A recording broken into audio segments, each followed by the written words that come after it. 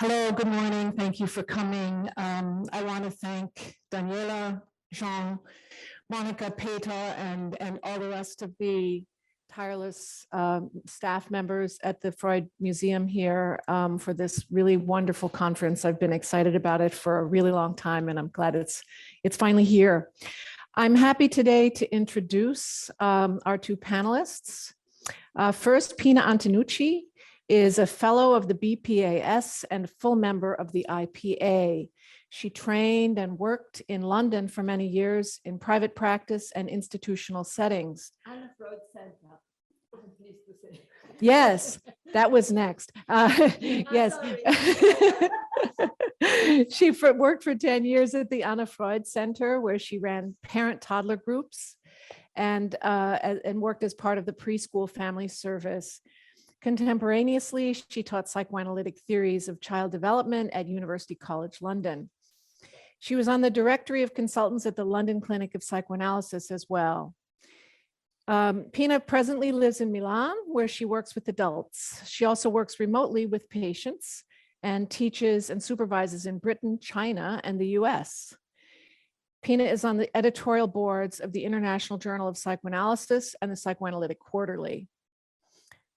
She has published several papers on the UP and has contributed chapters in books, among which When the Body Speaks, Routledge 2021, and Psychoanalysis, Identity, and the Internet, published by Karnak in 2016. She has particular interests in the interdisciplinary discourse of psychoanalysis and the arts, and has contributed papers on film and poetry and published in the UP. She's a member of the organizing committee of the European Psychoanalytic Film Festival and will speak today on representing the crisis of representation. Should I do Jan as well? No. So I'll introduce our second speaker already now so that I don't have to interrupt the flow of the conversation. Jan de Vos is the author of important books and articles on psychoanalysis and critical theory, including Psychologization and the Subject of Late Modernity in 2013, The Metamorphoses of the Brain, Neurologization and its Antecedents in 2016, and The Digitalization of Intersubjectivity, a Psy Critique of the Digital Death Drive in 2020. He has taught at University College Ghent and Ghent University in Belgium and Cardiff University in the UK on a wide variety of topics, ranging from philosophy through critical theory to psychoanalysis. The depth and breadth of his research has earned him invitations across the world. Most recently, he has had stints as a guest scholar and lecturer in Colombia, South Africa, Madrid, Mexico, and the United States. A look at the titles of Jan's myriad talks and podcasts provides a hint of the way in which he can link the most sophisticated theoretical ideas to the most crucial issues of our day: digitalization, the turn to neurological approaches to mental health, the experience of intersubjectivity in times of crisis, and the possibility of critique in the context of neurologization. I'm very much looking forward to his and Pina's papers and the discussion that they will surely generate. Today, Jan will speak on the truths of psychoanalysis, defying the lies of psychology that fuel the amassing of individuals. But first, let's hear from Pina. Thank you very much. Thank you, Gail.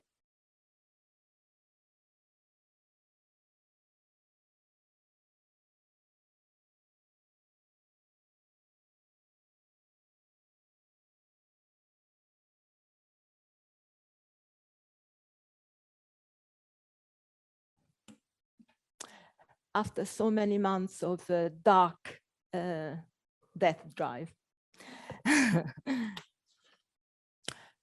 Now, on the occasion, can you hear me? Okay.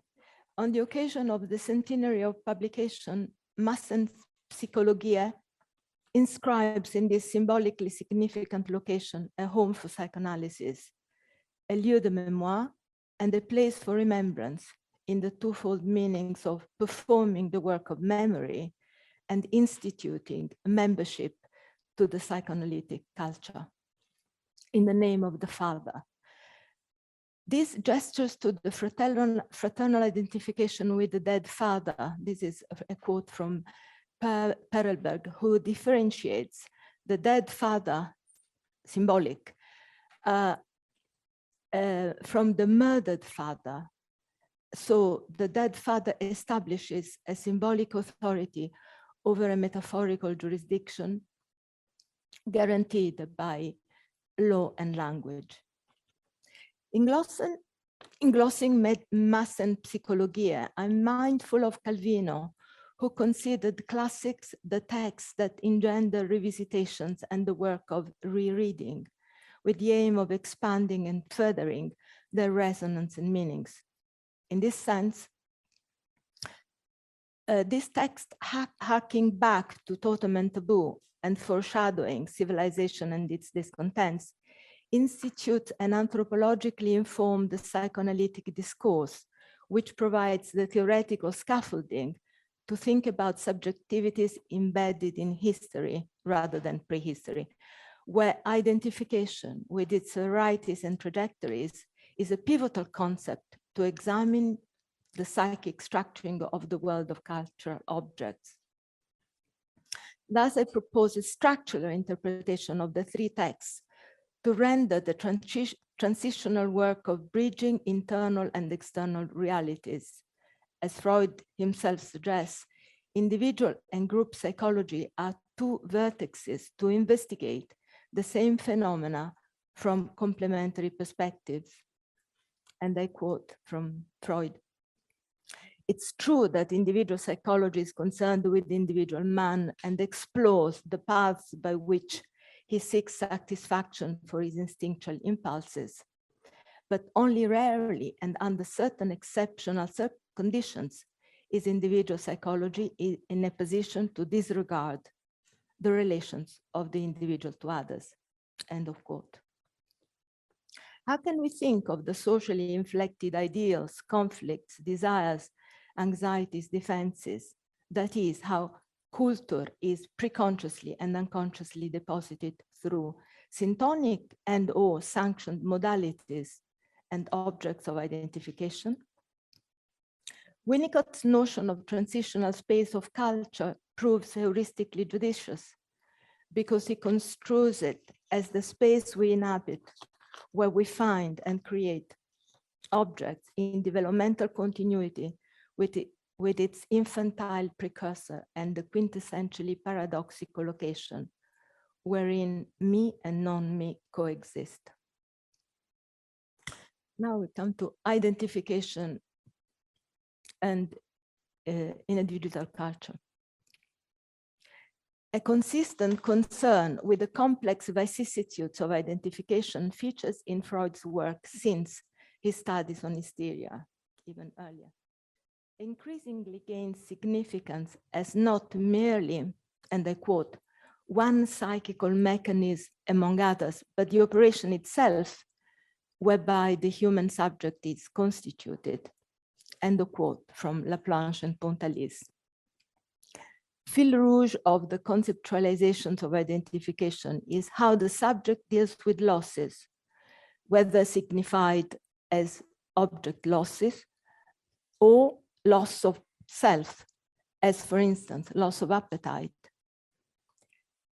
Primary articulation of the psychical narrative, the Oedipus complex, is the systematic rendition of the vicissitudes of identification throughout the variations of the Freudian models of the mind. However, it's with the structural model and the formulations of the psychic agencies, alongside the study of narcissism, that the trajectories of identification are nuanced in their archaic, defensive, and or structuring function. Mass and Psychologia is situated in the temporal arch of the transition to the second topography, which expands the interrogation of what sort of shadow lost objects cast upon the ego, and adumbrates the momentous role played by the early attachment to the mother, which can account for the regression of fixation to the fascination, seduction, dependence, and, I would add, erotized passivation that Freud observes in unstructured groups, and indeed in the society that has come to feature as mass society. Freud's observations refer to how individuals behave and function in masses.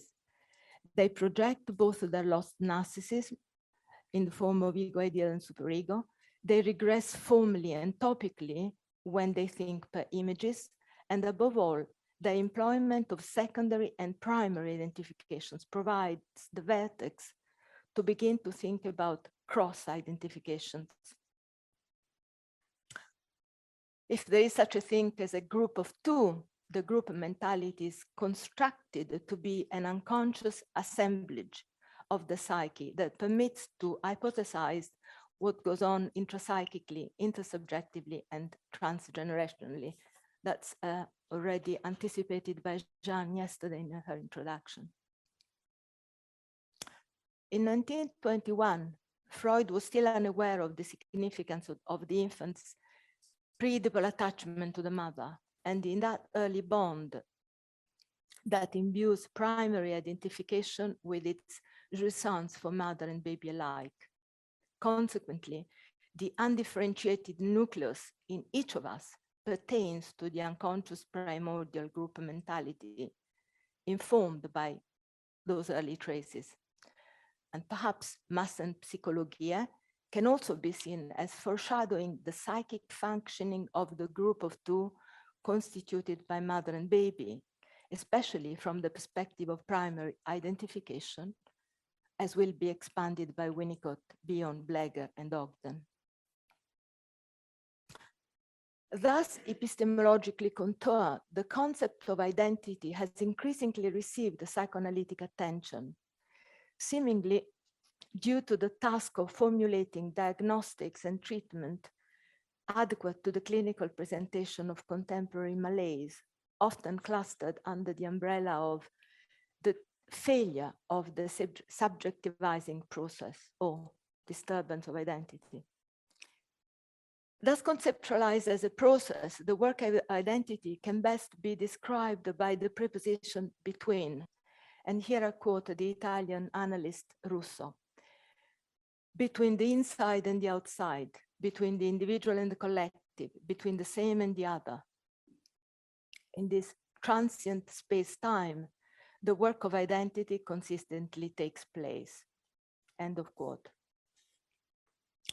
If we regard the work of subjectivation as a dynamic process imbued with the work of culture, psychoanalysis is put to work to address contemporary malaise and psychic functioning in the digital world, whose spatial coordinates are rapidly delocalized, and its instantaneous temporality is the corollary of the dominant, and I quote, regime of presentism.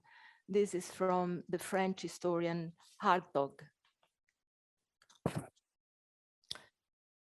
Furthermore, the concept of primary identification is heuristically expedient to inquire into the clinic of depression and panic state, where lack of differentiation and individuation are salient features and signal the failure of Oedipal structuring, whose destiny would ordinarily be secondary identification. Fear of breakdown instead prompts the request of therapeutic help, often formulated as critically urgent by patients who feel lost or all over the place. Poor subjectivation and self-object differentiation characterizes this clinical picture, pointing to psychic functioning within the core position, and this is from Bleger, similarly described by Ogden as autistic contiguous position, where identification has the flavor of a tenaciously adhesive hold onto the primary object. Time and again, young adults enter our consulting rooms, which in a state of confusion and need, they phantasmatically envision as accident and emergency department, and clamor that the terror of breaking down be ameliorated by a double click. This is from the sociologist Bruno Latour. While they phobically reject thinking, reflection is indeed incompatible with presentism, thus evincing that the third space to think symbolically is yet to be internally constituted with them.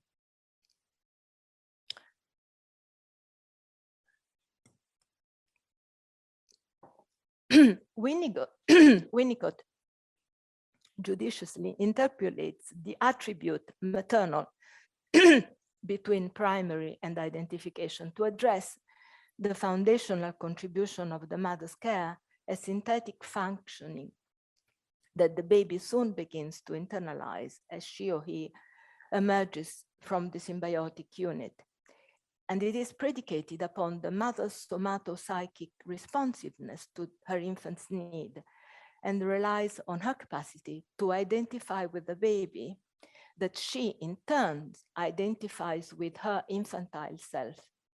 And this permits her to enter an envelope of empathic attunement before and beyond words. This is a sensibility that can temporarily tolerate not knowing, an experience of merging with the other, unintegrated and formless, which in time morphs into tentative understanding and satisfaction of the baby's needs.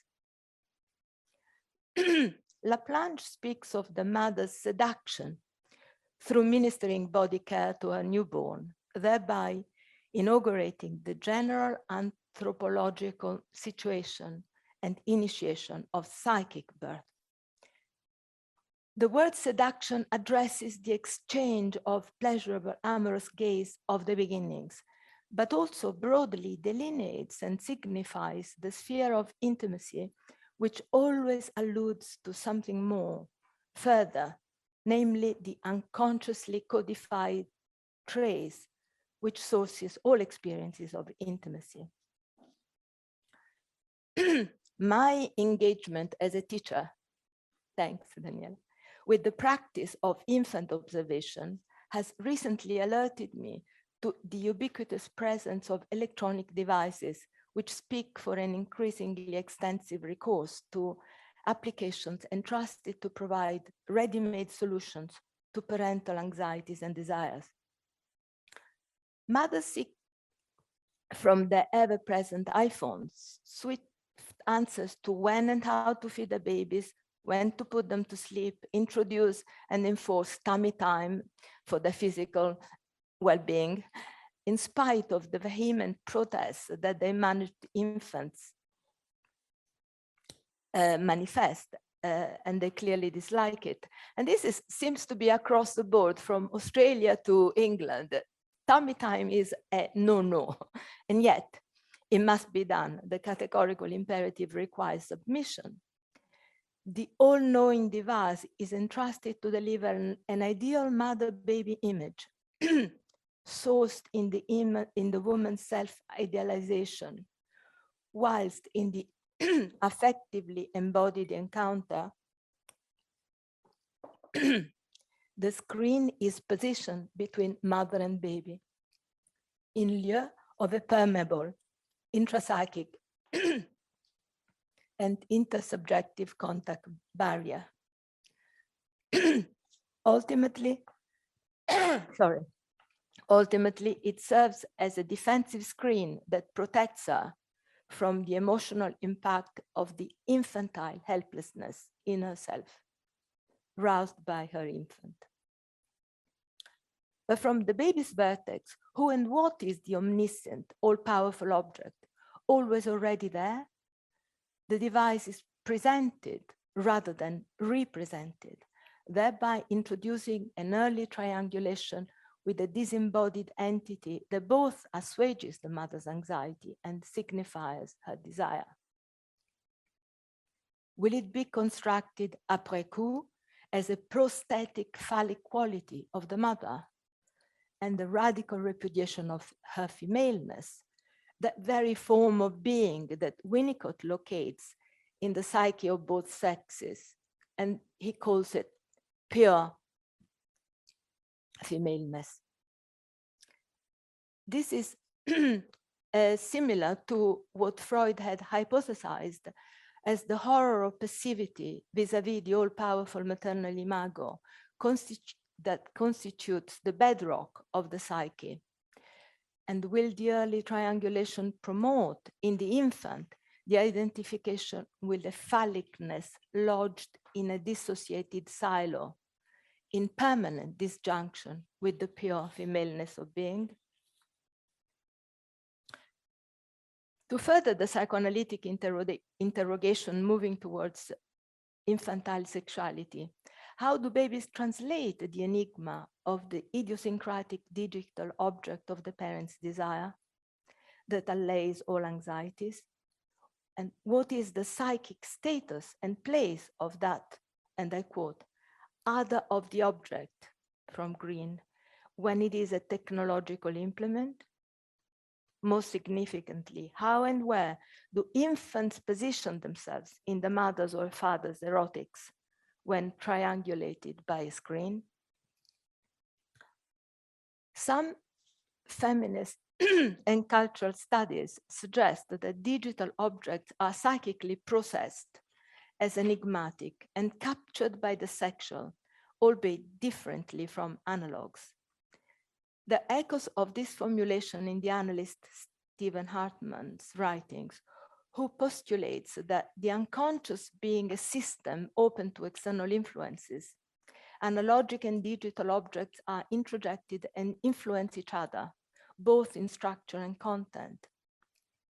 Following Laplanche, he maintains that technology implants objects in our psyche as unwittingly, and I quote, technology penetrates the unconscious with a foreign digital lexicon and temporality that always already lurks as another in one's own burgeoning idiom.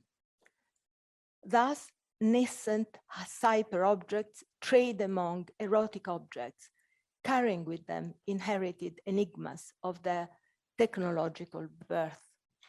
End of quote. He then proposes a critique of the concept of identification to be replaced by that of introjection, revisited and interpreted as a process that proceeds from the temporal pastness and embodied presence of the object, whose likeness, in fact, is the terrain of identification.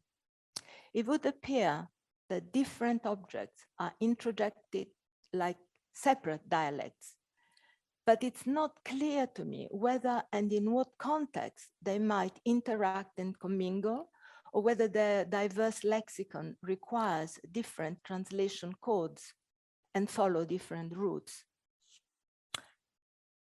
The dual track hypothetically designated for digital and analogic object remains, however, to be clinically tested in the consulting room, bearing in mind that the psychoanalytic object par excellence is an embodied person with thoughts, desires, conflicts, and states of mind vis-a-vis whom the interpellation, what do you want from me, generates in the psyche affective and conflictual responses and fantasies that aren't so easily subsumed under the register of mastery.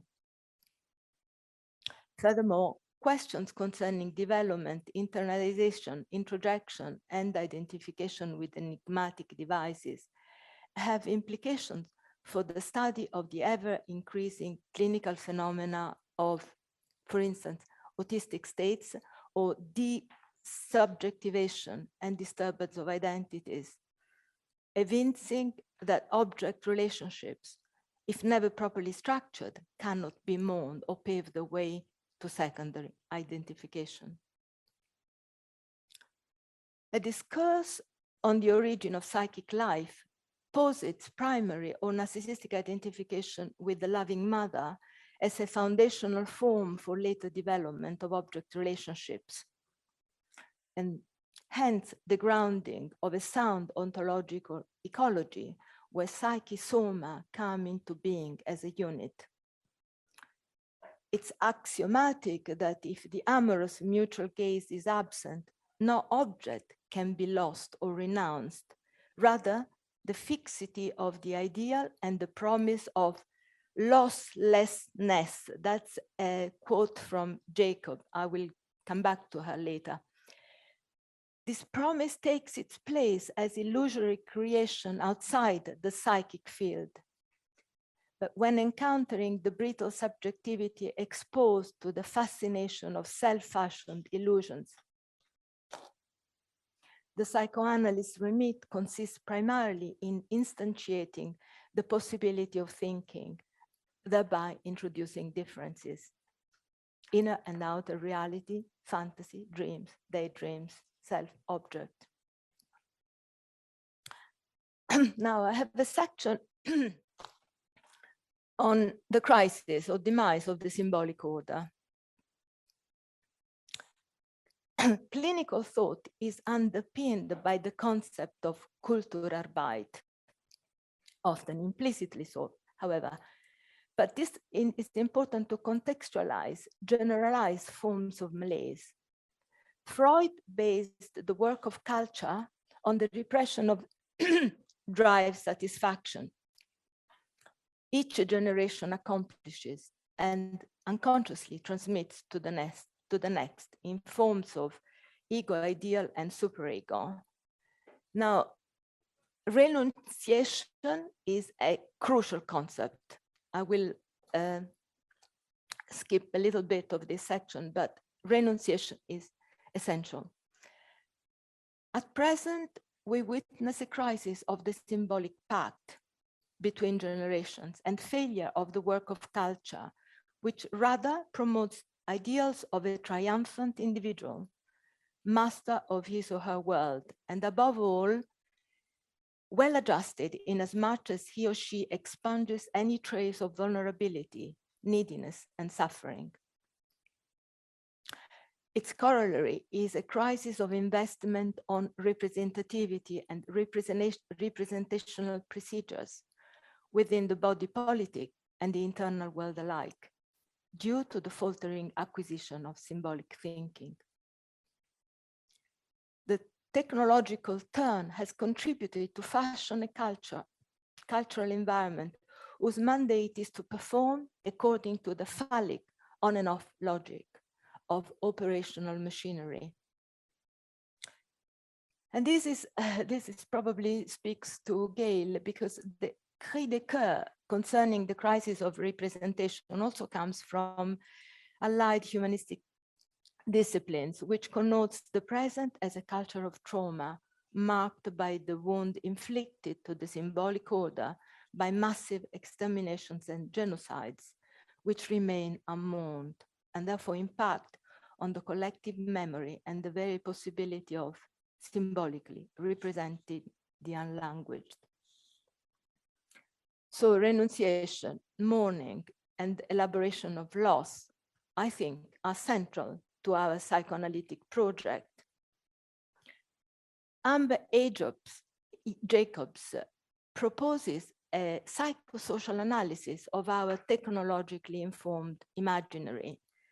She examines the construction of the photographic analogic image, which depends on the presence of the object, both in the form of the camera lenses, opening and shutting, and the development of the negatives in the darkroom, where the light leaves a mark signifying its absence.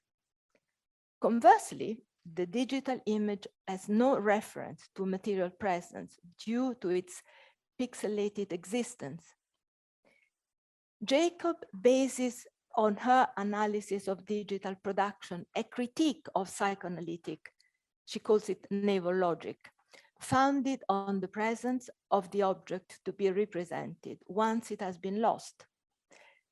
If there is no presence or presentness, she concludes, there is no loss, but losslessness.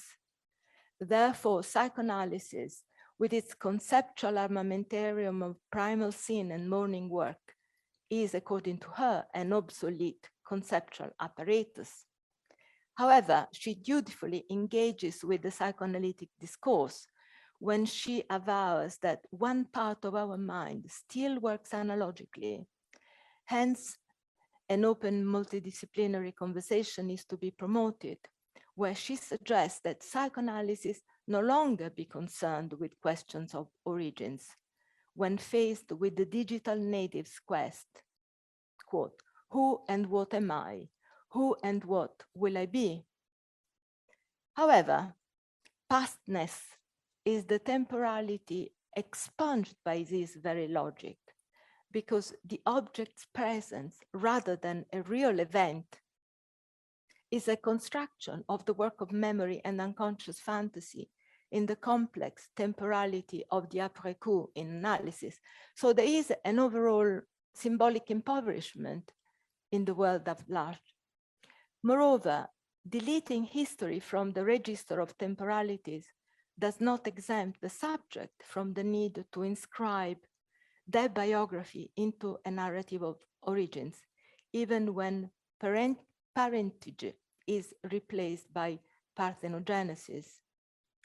If the naval link with the maternal body and the origin in the past is to be conveniently and defensively repressed and scotomized, is its reframing and repositioning into the future as oracular address to a cyber dispenser of identity definitions, like digital natives, more advantageous? And what of the unconscious and of its irreducible dimension of otherness?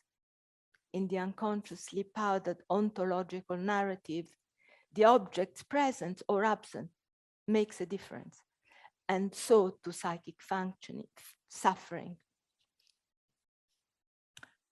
The hypothesis of a dual track for digital and analogic object is undoubtedly convincing, as is the proposal that enigmatic objects of whatever nature solicit the work of translation and can be captured by the sexual, or conversely, be sequestered by omnipotent distractiveness. I will skip an emphasis yet again on how possibly we can dismiss the work of loss and mourning. I'll skip the quotation, but this is a proposal from Stephen Hartman, who again emphasizes that in contemporary psychoanalysis, the emphasis is not on reparation to the loss, but on the transformation of the structure of experience, because quote, modern culture shifts towards ever greater elasticity of object-related experience in collective space, and the priority on object loss shifts towards immortality, and he calls it cyber mourning, which I think it's an interesting issue to discuss. But what goes with it is that he would argue that identification is no longer such a key concept as it was for Freud. Now, undoubtedly, our psyche is heterogeneous, and we are inhabited by a plurality of aspects imbued with affectively tinged experiences, memories, and relationships. However, the vertical division, the spaltung of the ego, whereby the same object can solicit yes or no, he's dead or still alive. This is an enunciation of reality that is a potentially psychotic defense in all of us. Obviously, it's a matter of degree, whether it's useful or as illusion or wish, or points towards a more problematic way of being in the world. So whilst it's essential to study the psychical rendering of digital objects, how they internalize and established, it's also undeniable that the ideological use of that sometimes these studies make of psychoanalysis is, I think, problematic and at times tendentious. mostly when they're not helpful, when the clinician is faced with the ever increasing incidence of hypochondriasis and psychosomatic decompensation, mostly among young adults and adolescents. Could it be that the body becomes the site on an insoluble quandary, object of fantasized mastery and repository of aggression and denial? It's fated to return violently, morphed into the affective excesses of persecutory anxiety and paranoia. Perhaps cyberspace reveals a collective cultural dysmorphia which demands to be critically deconstructed more than celebrated.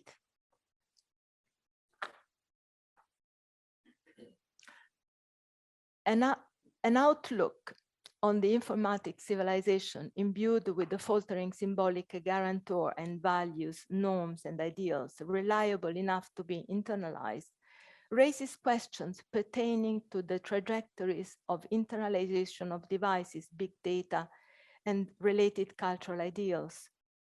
The prosthetic God, this is Freud that talked about the prosthetic God in Civilization and Discontents. The prosthetic God wants a seamlessly efficient omnipotence that globally citizens unconsciously absorb as ideal, whilst also projecting their fantasies which return as real or even hyper-real. The almighty image, however, defensively scotomizes human beings' terror and helplessness in the face of uncontrollable natural events, like the pandemic with natural, not so natural, however, dangerous conflicts with uncanny strangers and the unthinkable fear of death, all of which the Kulturarbeit should somehow ameliorate by symbolically binding. Now, I will only quote an important philosopher, then I will go on to psychoanalysis, but an important philosopher, it was Hannah Arendt's first husband, Gunther Anders, talked about the Promethean disjunction of the technologically inflected anthropological culture. Promethean disjunction because it both promotes the sense of prosthetic omnipotence, whilst at the same time disguising what he calls Promethean shame, which is a subject exposed to incredible suffering to do with inadequacy of the self when the omnipotence defense cracks. So he's very interesting, but for time exigencies, I will turn to Shirley Turkle, who, like him,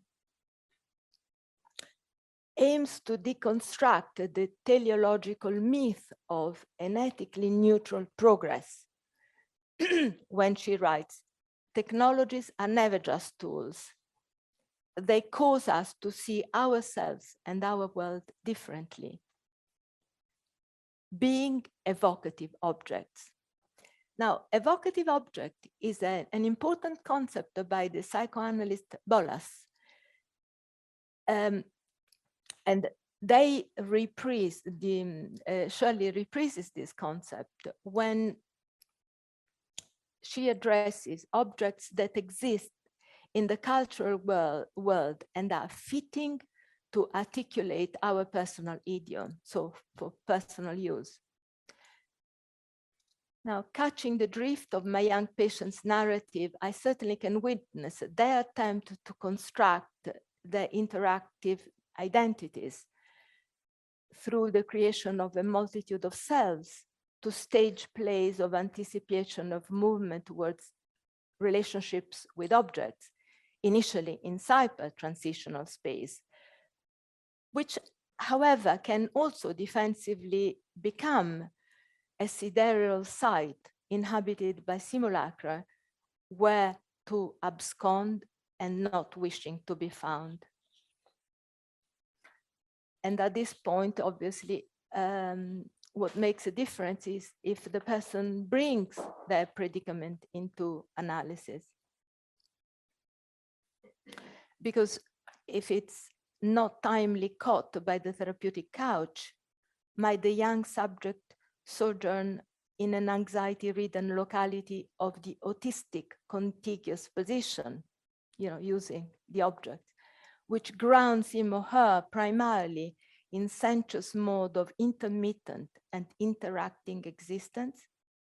But what sort of evocative, immersive objects would they then reach out to in cyberspace?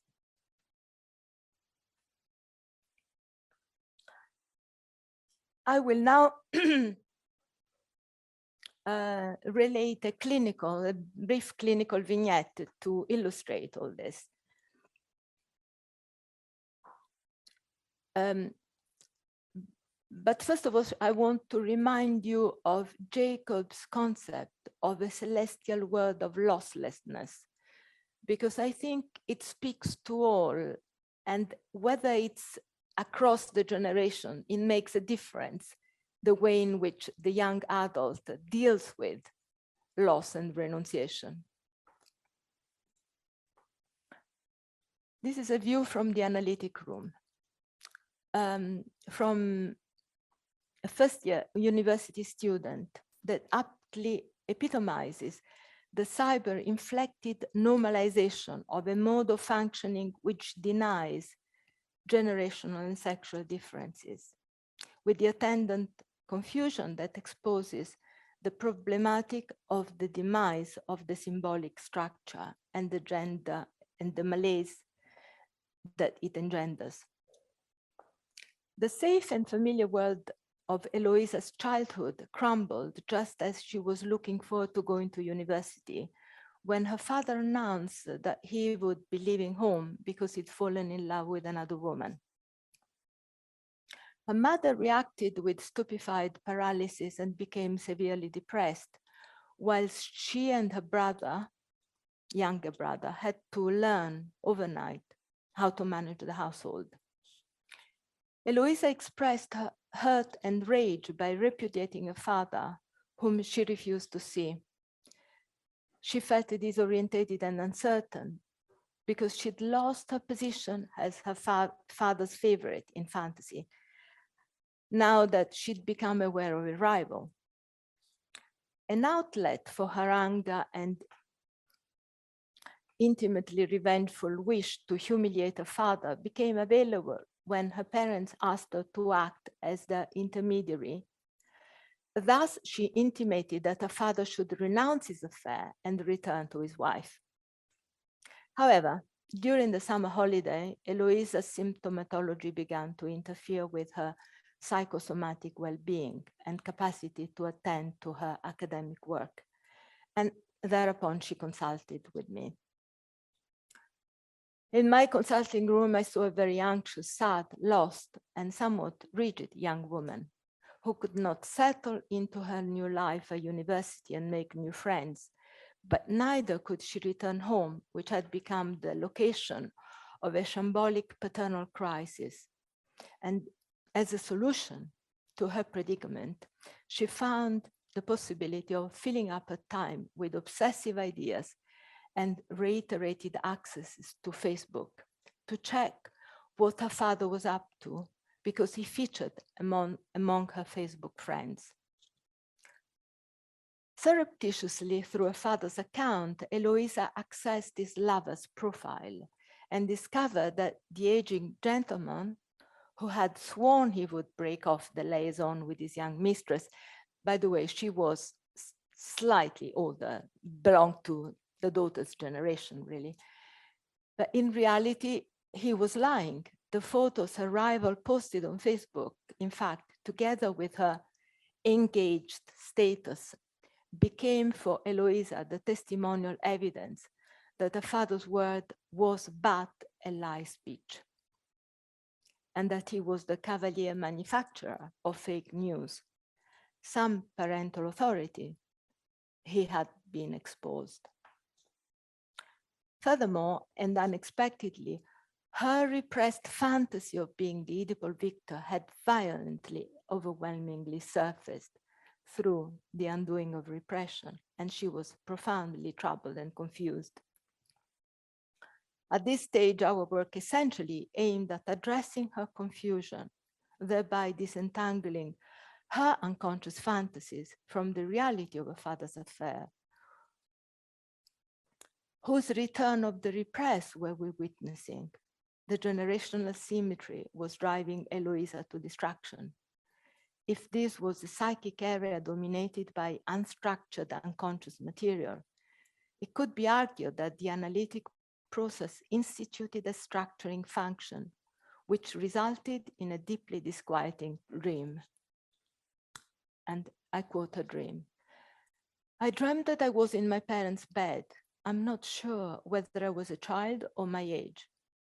And I was attracted to both my mom and dad. But I wanted to keep them apart, and I began to kiss my dad in the mouth. I woke up feeling overwhelmed by anxiety and disgust. I just wanted to throw up, to rid myself of the repugnant images. Where did they come from? Shaping into the images into a narrative to address as receptive and signifying analyst provided much relief to Eloisa, whose dream emerged as a subjective epiphany contoured by an enhanced sense of conviction regarding our work. She was experiencing what Melanie Klein called memories in feelings. Intensive analytic engagement afforded Eloisa the subjectivizing link required for her work of identity and psychic structuring, which then culminated in her successful PhD application to an overseas university. Her case substantiates a twofold line of inquiry into subjectivities on the cusp of history, where psychopathology pertaining to the patient and a family finds resonance with the gamut of possibilities offered or sanctioned by a society. If on the one hand, the patient who unveils the truth by interrogating Facebook appears to be the modern seeker of an oracular pronouncement with the attendant anxieties and fantasies, on another level, the young woman seems to claim her filial entitlement to not renounce, to triumphantly and omnipotently access the thalamus secrets of a transgressive couple. Voyeuristic intrusion and involvement in the primal scene is made possible by technology in this case, so it must be done. However, in so doing, she becomes the privileged witness of a virtual and perverse primal scene, which overwhelms her with anxiety and guilt. And in the absence of an Oedipal prohibition, the secret is enticing, and it's an invitation to transgress the civilizing Oedipal law instituted by taboos and incest, the taboos of incest and murder, the dead father. Eloisa situates Facebook in the place of the other, with a big O, always already supposed to know. She appears to submit to such an omniscient entity unquestioningly, as a matter of fact, and acts unthinkingly, whilst she unconsciously identifies with her idealized image of a prosthetic god, know-it-all, which defends her from the pain of taking full cognizance of the failure of the paternal function in her family life and the shame of feeling abandoned. If anything, Facebook constitutes the split-off locality where a collusive and confusing intergenerational encounter occurs, indicative of a pathology group organization along incestual lines. This is a concept from the French psychoanalyst Recamier, who advances the hypothesis that the incestual is a specific register and mode of family functioning marked by the lack of transformation of incest, by lack of renunciation. So it doesn't become an unconscious fantasy destined for repression. The incestual does not go as far as real incest enactment. However, it occupies a fixed position between Oedipal structuring and incest as a real event. And it's rather a relational modality, a relational cocoon, where incest remains an open possibility, unelaborated, unmourned, unrepressed. And in Eloisa's family, the incestual is revealed and staged in the split-off theater of Facebook. And interestingly, the chosen denotation, friendship, obfuscates the specificity of the bond of kinship. On the contrary, its mystifying associations gestures to the field of exogamic acquisitions. Because technologies are never mere tools, neither is it the Facebook object that can evocatively articulate and reveal the incestual as a register of family functioning that can occasion psychopathological manifestations and enactments, precisely because friendship between generations is normalized as a valuable cultural trait until its anti-Oedipal meaning is exposed by psychic suffering.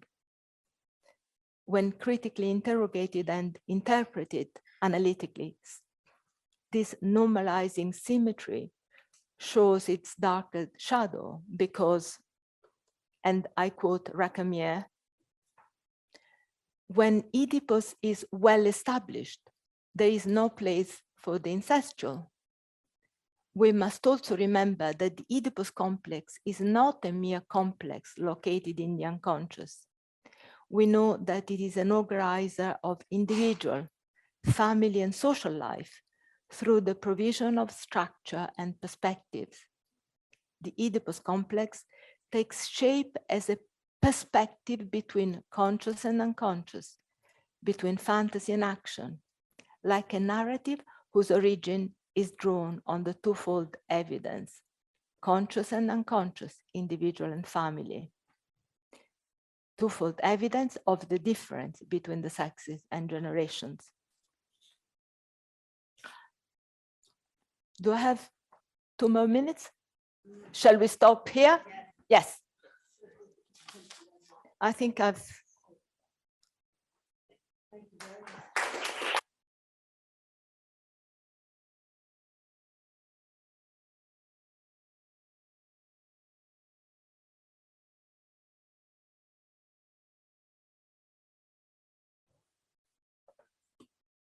Shall I just start? Okay. I think I've unmuted. Okay. Okay. I'd like to start with a little anecdote. I must have been like 10 years old at a kind of a village festival of the youth movements I was part of. It was a Catholic youth movement, and we were marching around the square in uniform, and there were flags and drums. And I was thrilled, literally. I felt it in my stomach. And I felt a sense of belonging, being part of something bigger. Now looking back today, I'm actually fascinated by my own being prone to being absorbed into the crowd. Fascinated and even a bit worried by my own, perhaps proto-fascist tendencies.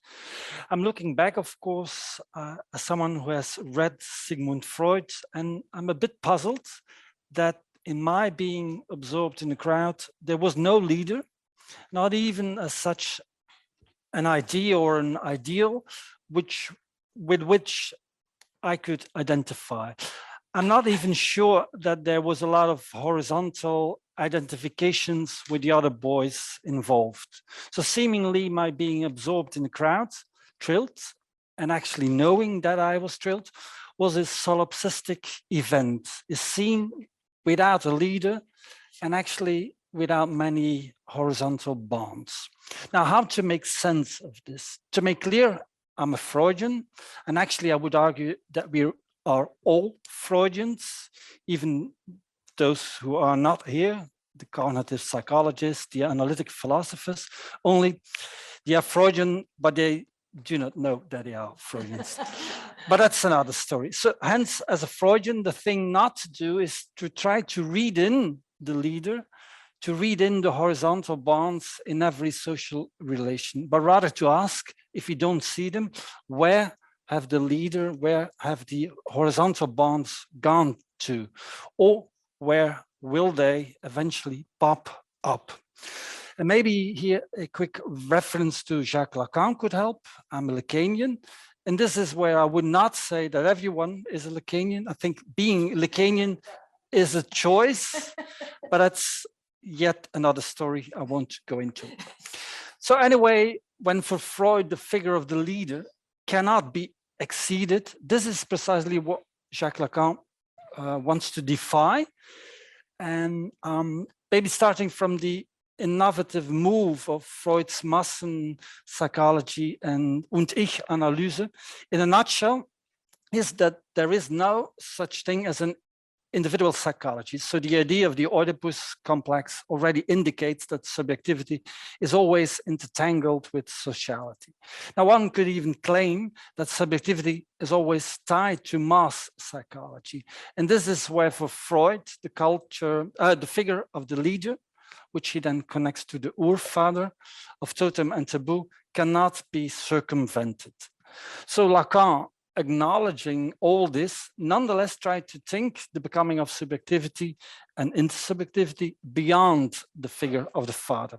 So to go back to my anecdote, me marching behind the flags and the drums, is this not a situation where a father or a leader is not in play?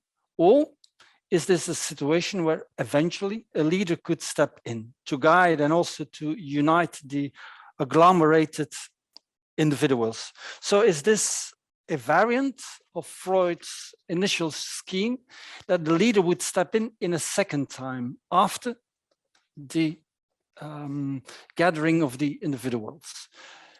Not spontaneously, of course, because the individuals are gathered in my anecdote through a orchestrated event. So let me explore this by examining the orchestratedness of the event. For clearly, the flag and drums event was scripted and carefully directed in order to precisely engender certain group effects, even if I personally at that time was largely unaware of which flag I was marching behind. Now, what the flag was, I think the Catholic conservative youth movement I was part of was an important part of the massive growth of the modern youth movements in Flanders and maybe also in other regions in Europe just before and especially after the Second World War. So after the rise of the masses in the 19th century, one could say that there was a rise of the youth masses, so also a force which needed to be organized or contained. On the one hand, there were the adults who brought young people together under specific religious, social, and political banners. But on the other hand, there was also what has been called a vocation awareness of the youngsters themselves, the realization that youngsters could play their own role in society. And in the latter, the imagery of romanticism played a key role. Now, the Catholic youth movements in Flanders was especially strong in rural areas. It was nationalistic and conservative. And as I learned later, the movement had partly open and partly concealed links with the collaboration in the Second World War. Our uniform was tellingly a brown shirt, yellow tie, black short trousers and boots. And we sang songs of glorious romantic past of the Flemish people standing up against oppression. So if I was largely unaware of the real ideology and its history, the identity and group formation objectives and dreams were actually set out behind the scene by adults and maybe also a small vanguard of youngsters.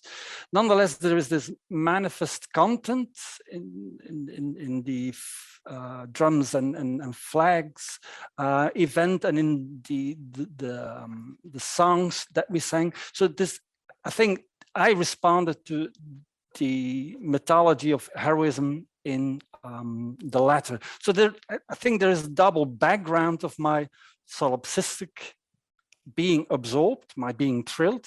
So first, the hidden script, a hidden rationale, something bigger, which I only connected to via the narrower manifest content of the scene. This is the heroic mythology that I, as a young boy, fell for. So I was ready to follow a proto-leader.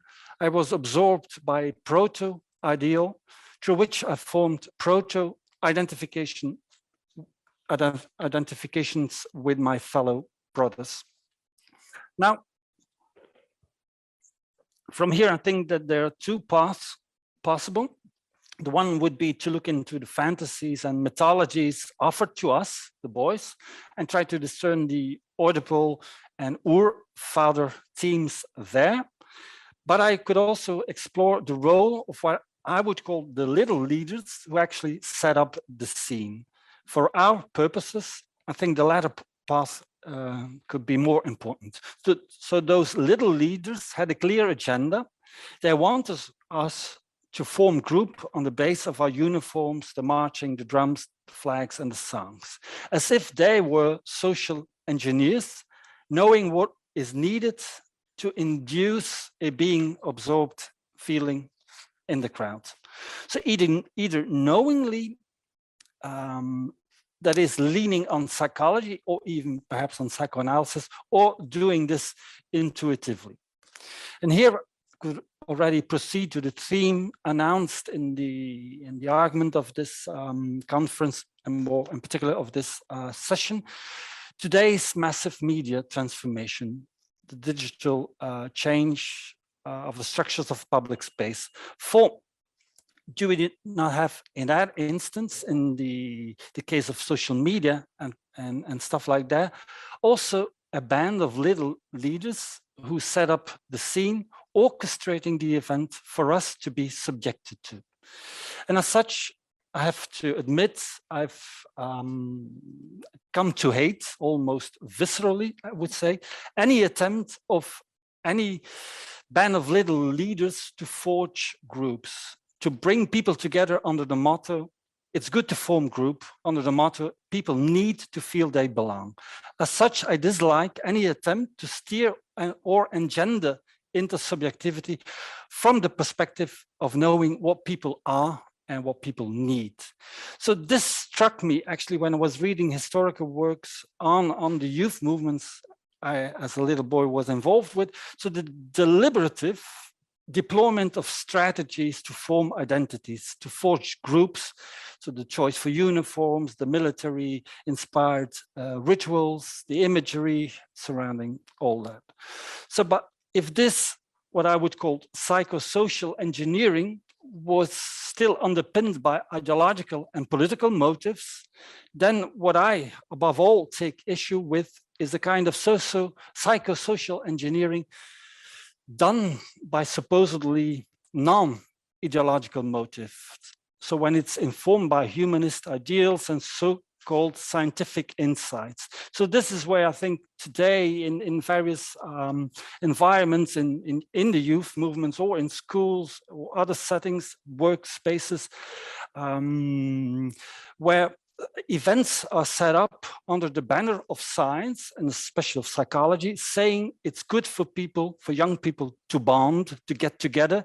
It allows them to develop their skills and develop them in an appropriate psychosocial way, and you could even read or hear the argument, it's good for the brain to come together, to have social interactions. So, but elsewhere I've described or criticized more extensively deployment of normative and moralizing morals stemming from the mainstream psychological sciences. But the question is not then precisely the digital offering the individual a possibility to escape these omnipresent psychosocial engineering events. After all, the computer evolved from a mainframe thing to a personal thing. So the idea of the personal computer would then, one could ask, allow us to withstand, bypass, contest, or even smash mass psychological manipulations. Now, I would, in this respect, refer to an advertisement of Apple's Macintosh from the year 1984. And in that year, the Macintosh was launched with a television ad containing a reference to George Orwell's novel, and actually conveying the message that the personal computer would defy massification and tyranny. In the ad, we see a heroine, a woman in red running shorts and a white tank top with the logo of Apple, and she carries a large iron-headed sledgehammer, and she's trying to outrun the police, and she's heading to an auditorium filled with people and all wearing the same uniform, watching the screen, a big brother figure addressing the crowd. And then the woman makes it to the auditorium and she spins the hammer around and hurls it at the screen. A massive explosion of light and smoke blows back onto the audience. And then the commercial ends with, on January 24th, Apple Computer will introduce Macintosh, and you will see why 1984 won't be like 1984. End of quote. So digitality, realizing the dream of Jacques Lacan of social aggregation without the leader. However, obviously today the advertisement strikes us as a cynical joke. The more personal our devices became, the more we are as a collectivity in the grip of the telescreen. Today, taking the bus or the subway, one sees almost everybody glued to their screens, most of them continuing scrolling as they get out, take the stairs, walk the streets, and one might wonder, how on earth would one woman, one heroine, smash all those screens? As Bernard Stiegler argues, and I quote, "The illusion of the triumph of the individual is fading.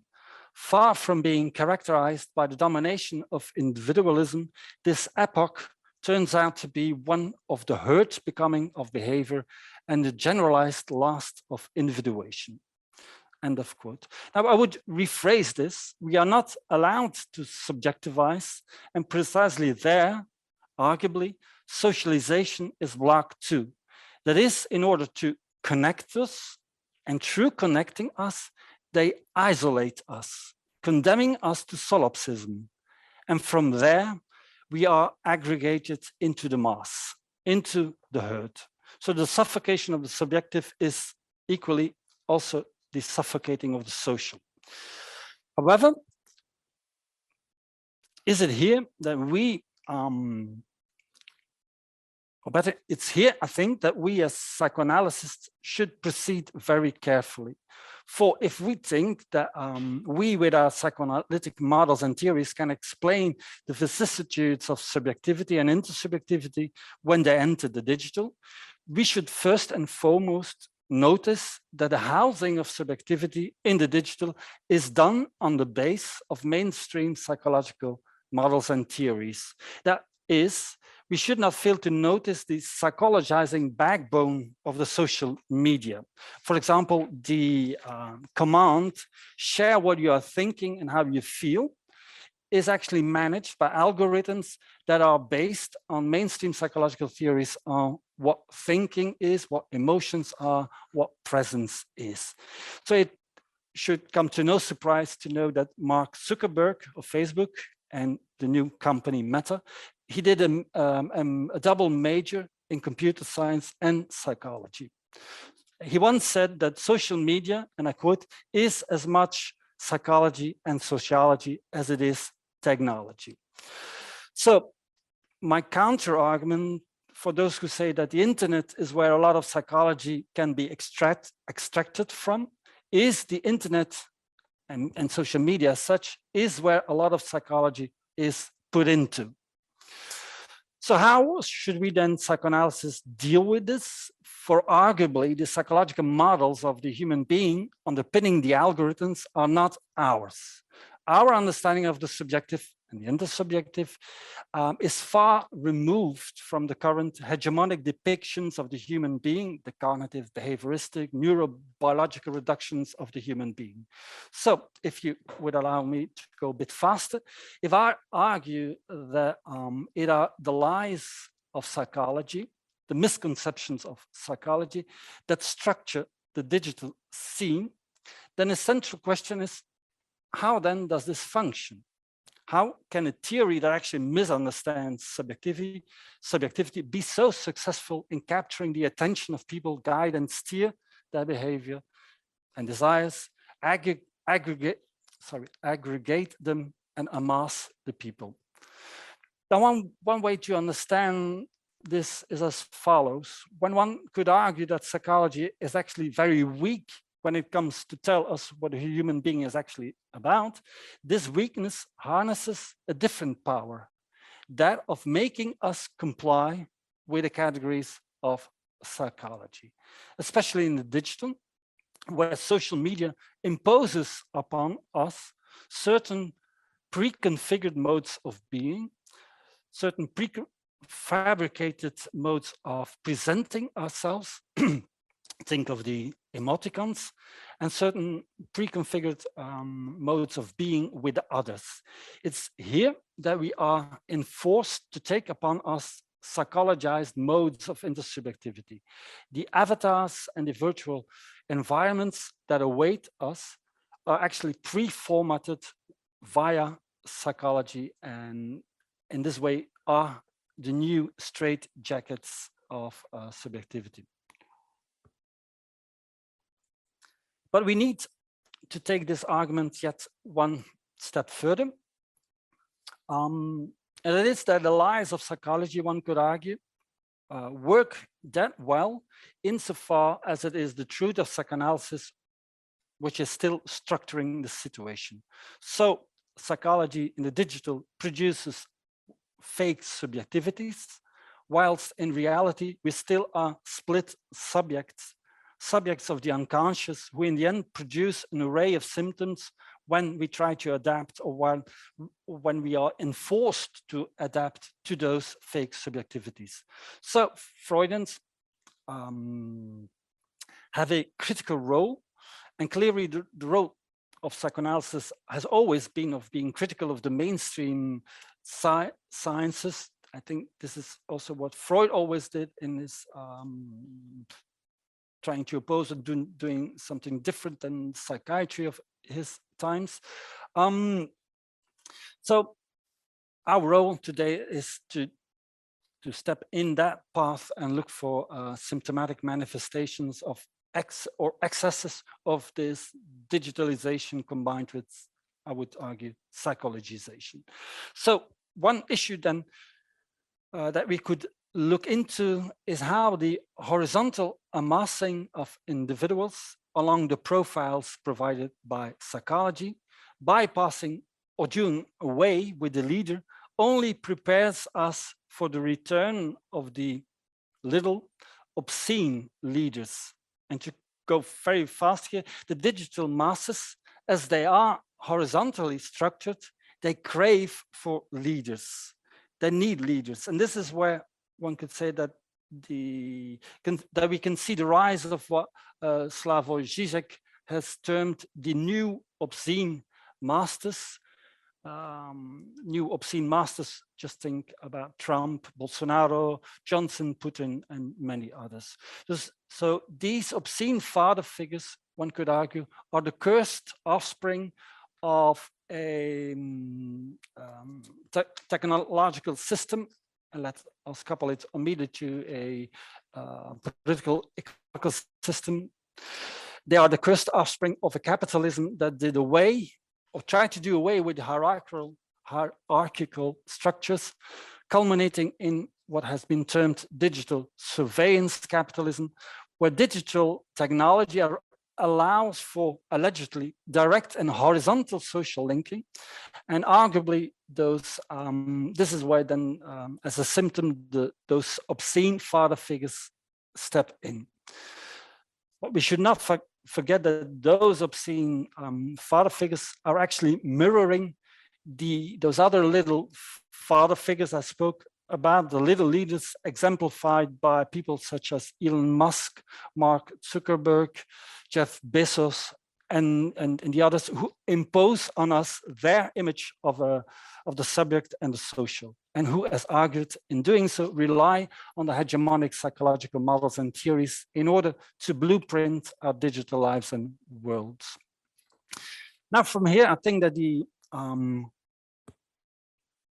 maybe you yourself will have formulated the inevitable question: what if we would use, instead of the lies of psychology, the truth of psychoanalysis to underpin the digital? Would that be the road to salvation, or in contrast, the opening up for the worse? If, for example, psychoanalysis could chart and analyze the unintended and symptomatic outcomes of data technologies, would then psychoanalysis be usable in digital technologies and in algorithms to mitigate the negative aspects of psychological profiling and data aggregation? So could then psychoanalysis be potentially actually abused to even heighten digital control by, for example, bringing the re-entry of the little obscene leaders itself under algorithmic command? Would thus the truth of psychoanalysis be even more effective than the cheap cardboard psychologies in order to rule the amassed individuals? But perhaps here we should adhere to the Lacanian dictum that psychoanalysis is not a psychology. It's not a generalizable science. It's a science of the singular. And this would mean that psychoanalysis cannot lead to a formula nor a blueprint allowing a modeling of the virtual world and hence the steering of the virtual individuals and masses. So hence a useless psychoanalysis, in the sense that you can't use psychoanalysis to design algorithms, but still a useful psychoanalysis when it comes to formulating a critique of the digitalization of subjectivity.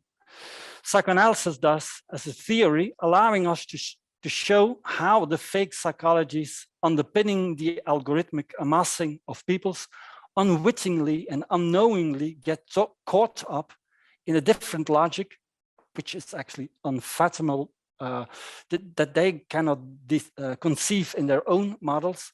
So a logic which psychoanalysis could lay bare, albeit a logic which itself cannot be digitalized nor virtualized. For assets, psychoanalysis is not a psychology, it's not a social psychology, it's a mass psychology.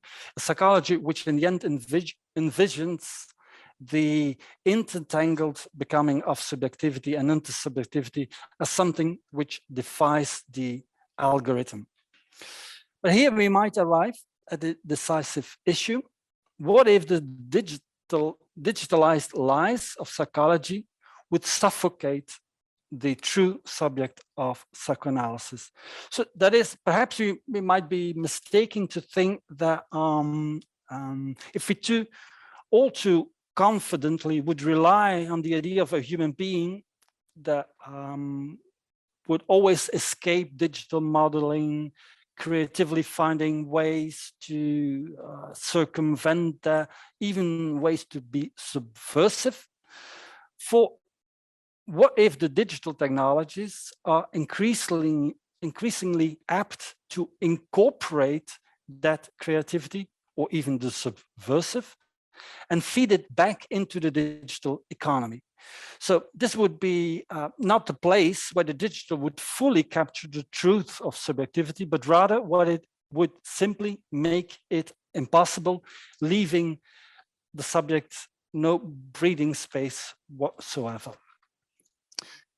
Now, let me elaborate this still in other terms. For psychoanalysis, the subject is the subject of the unconsciousness. It's not a master in its own house, as Freud put it. And he speaks of the Spaltung, the split subject.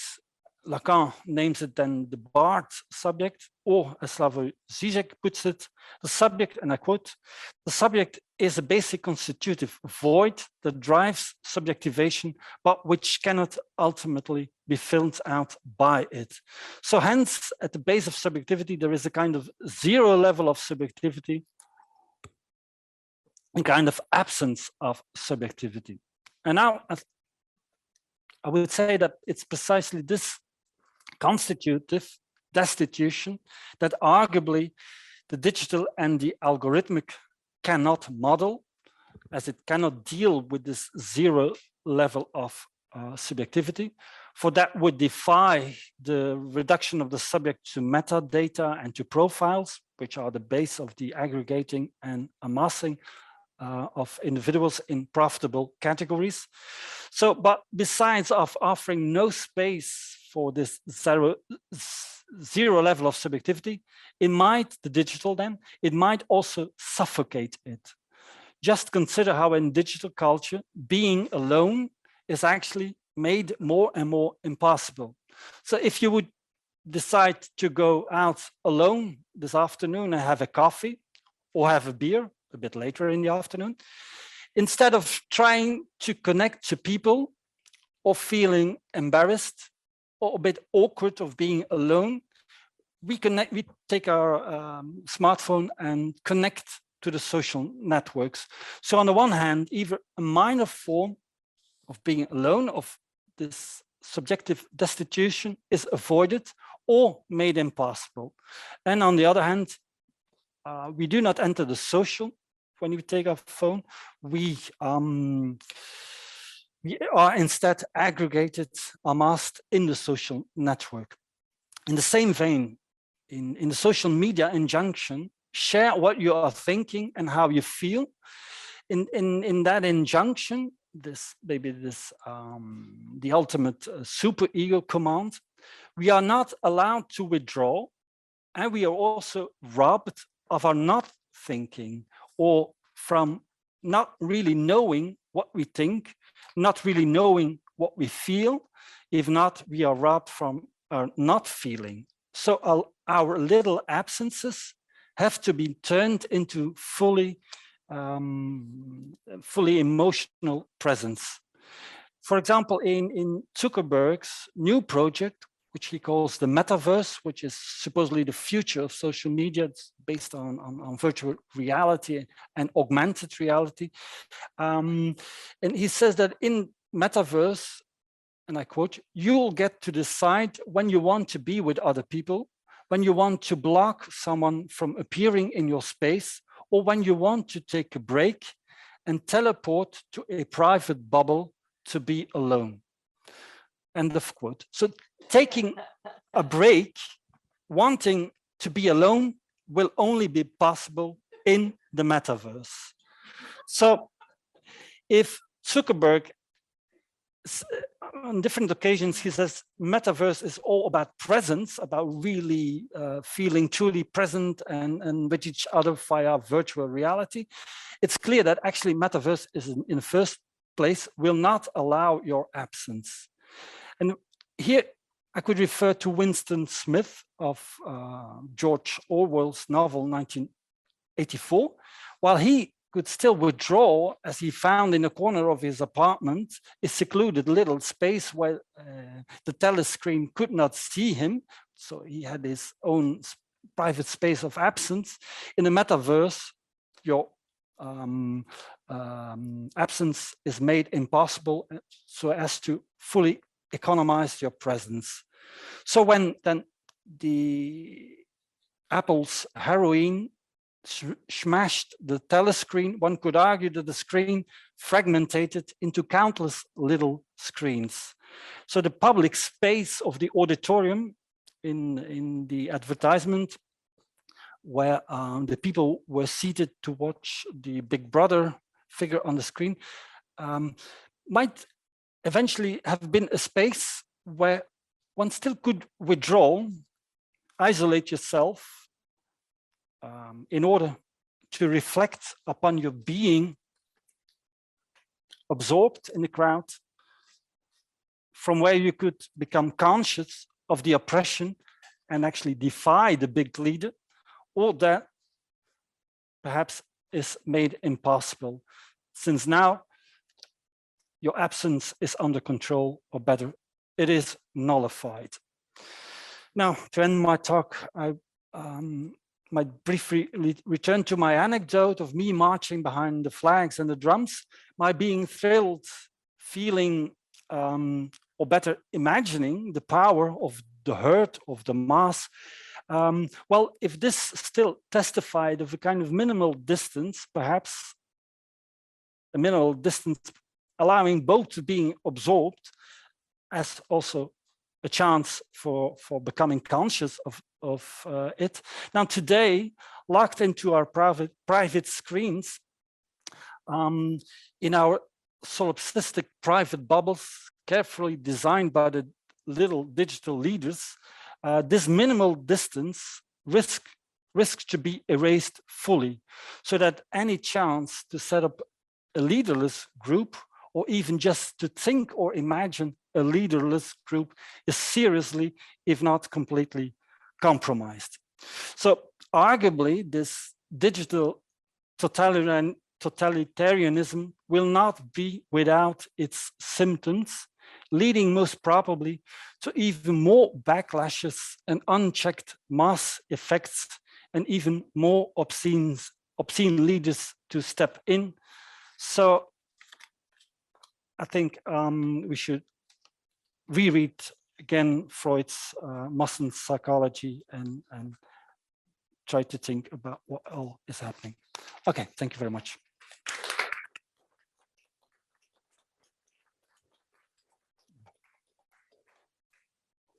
Thank you, Pina. Thank you, Jan, for those really, truly provocative and fascinating talks.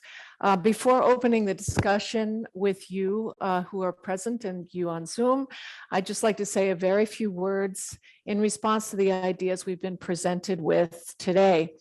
To my mind, two of the most important questions raised and addressed by the papers in the context of our rereading of Freud's Massenpsychologie are, first, what is the nature and effect of the digital massification that we are experiencing today? And second, how exactly does the rise of illiberal leaders like Trump and Putin align with the general atomization of society brought about by neoliberal capitalism? So first, the digital environment is a paradoxical space characterized simultaneously by hyper presence and hyper absence. And I think both of our speakers spoke to the presence in both the temporal and the spatial sense, and the part of Pina. And also Jan talked a lot about, in very interesting ways, about what kinds of absence is possible, what are possible and not possible in the digital. In this context, we could ask what and who is present in the digital and what is absent. On the one hand, we bemoan the apparent loss of authentic sociality. Instead of sitting down face to face to converse with a friend, we tap, tap, tap to friends, many of whom we've never met. We're alone with our phones, doomed to a solipsistic as if existence. On the other hand, and less often emphasized, although Jan brought it up very, very beautifully. We are never really alone. We're never able to experience the kind of empty time and space that allows for thinking and feeling to emerge. Winnicott noted that emptiness is the precondition for both eating and learning to begin. As he notes, some express their inability to tolerate such productive emptiness by overeating or obsessing about a superficial kind of learning, which lines up well with our obsessive scrolling. Others respond to the inability to tolerate emptiness by anorexia, the equivalent of which might be our longing to counter the agitation of too muchness with total shutdown, self-care, a la the cessation of motion that Freud describes in Beyond the Pleasure Principle. Speaking of absence, I was particularly struck by Pina's invocation of the notion of lacklessness. The fantasy of perfect fulfillment, perfect agreement, perfect success, perfect victory permeates our contemporary society. What is missing is the acknowledgement of the fundamental loss that propels us from originary union that, of course, was never actually present, the lack that underlies subjectivity. And the acknowledgement of such a lack and the mourning of the loss of this illusionary presence can propel us into the ability to engage across difference. We need loss in order to be able to engage with each other, to use each other as objects, as Winnicott would say. As he again describes, authentic engagement with ourselves and others involves emerging from a state of rest inside an incommunicado core into explicit communication with others. That is, communication that never quite expresses what is inside us, and listening that never quite gets what the other is saying, but is rather a process of experimenting, of playing together toward the end of better, though always imperfect, understanding and common activity. As Winnicott said, my favorite quote of all, it's a joy to be hidden and a disaster not to be found. And I think the elusive and elusive quality of that quote points to the fact that we have to be able to tolerate lack of perfection, lack of perfect communion, lack of perfect communication. Turning finally to the overtly political, a couple of thoughts. When analyzing the effects of neoliberalism on societies, we tend to focus on the absent paternal function, the loss of the symbolic function. This is undoubtedly a hugely important development, and it began even before Margaret Thatcher proclaimed that there is no such thing as a society. As Jean de Vos has pointed out, Freud's insistence on the primacy of the Oedipal father-son dynamic emerged in the context of the twilight. He pointed this out, by the way, in the article that I read, on which I'm basing my response. So the primacy of the Oedipal father-son dynamic emerged in the context of the twilight of the father he experienced in his own life, not least in the demise of the Austro-Hungarian Empire. But in an important sense, what neoliberalism has foreclosed is that which we traditionally associate as well with the maternal function. We, and particularly those of us living on the wrong side of the disastrously increasing wealth divide, are no longer able to take for granted that we will be able to eat, to find shelter, to achieve a livable temperature. We talk in terms of fundamental rights that are not upheld, but looking closely, we see that it is actually as well basic needs that are not being met. Instead, we are exhorted to take care of ourselves. The vaunted self-reliance that has as its dark other side the sheer loneliness of working to ensure our own existence. The digital mass is revealed, as Jan details, to consist of an aggregation of fake subjectivities, hardly the kind of group that can, for better or for worse, induce the kribbeln, the thrill of excitement associated with Freud's essay, and contingent, according to Freud, on identification with or introjection of the leader. So how do we explain the proliferation of absolutist figures that are inexplicably beloved by the very people they oppress? Perhaps drawing on both Jan's and Pina's analyses, we can speculate that the paternal and maternal functions are linked in the exaggeratedly idealized but ultimately implausible leaders of today. They align with Freud's Massenpsychologie insofar as they function as pseudo-ego ideals, simultaneously outside the group and introjected into it.